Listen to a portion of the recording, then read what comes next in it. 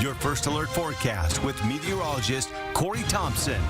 After a really quiet climatological peak of the hurricane season in the Atlantic Ocean, things have really perked up a little bit in the recent days. This is Hurricane Gabrielle, which is continuing to move off to the east. The satellite picture over the last 12 hours has really shown a storm that is weakening. Its maximum sustained winds now down to 100 miles per hour.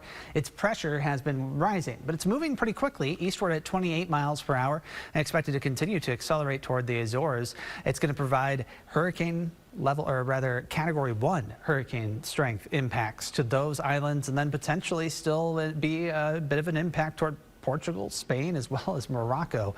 So Gabrielle living a long life. Newly named Tropical Storm Umberto as of this afternoon.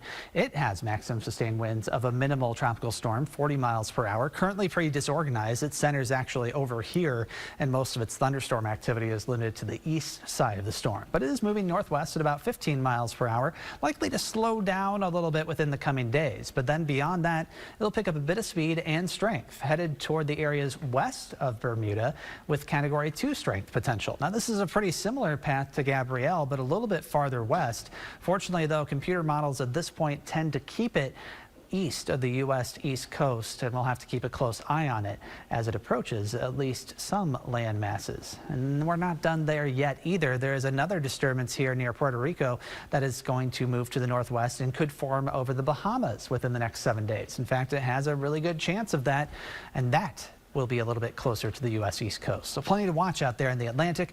Not much to watch here in eastern Iowa. Just a little bit of fog is the biggest impact over the next 24 hours. Some of that could be patchy and dense early tomorrow morning, but like this morning, where we did see a little bit, it would be fairly short-lived. Our Springville City Cam, again, showing a sunny sky there. Temperatures in the 70s, 73 in Dubuque, 77 in Waterloo. Dew points are in the mid-50s, and those have been lower compared to yesterday at this same time. In fact, by several degrees, and so that has made for a very comfortable afternoon. Those dew points stay fairly low over the next several days too. They'll be in the upper 50s to low 60s at worst, and that keeps things at worst just a bit humid and likely better than that.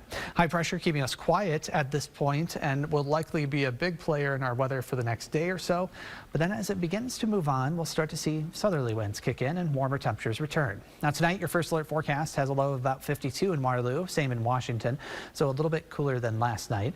Tomorrow, very similar temperatures to today. We're expecting mid to upper 70s. Nice conditions again with partly cloudy skies. Pinpoint Futurecast shows the continued clearing that we're expecting through the rest of the evening into tonight, and then tomorrow morning, not much to worry about other than some of those patches of fog. You see those start to show up here just a little bit in those darker grays, but they diminish quickly, and we're left with more sunshine, more pleasant weather for the rest of the day.